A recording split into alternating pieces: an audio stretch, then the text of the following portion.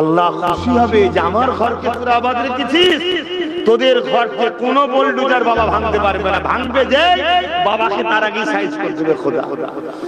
আর কিন্তু আমরাই যখন মসজিদকে বিরান করেছি তখন তারা আইন করছে, ওয়াকাফ তালা কানুন তৈরি করছে, মসজিদ মাদ্রাসা দখল করবে।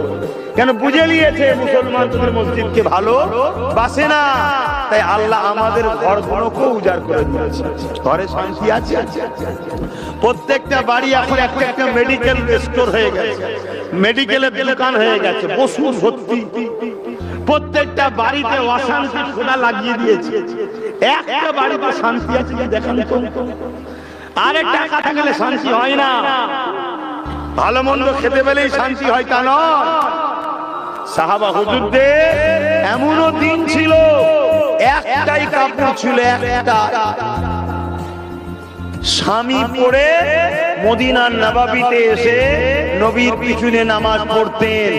দোয়া চাইতে গেলে ওয়াক্ত চলে যাবে, দোয়া না চেয়ে চলে যেত, ওই কাপড় খুলে দিত, আবার স্ত্রী পড়তো, স্বামী নিজেকে গোপনে নুকিয়ে রাখতো, আবার ওই কাপড় পরে স্ত্রী নামাজ পড়তো।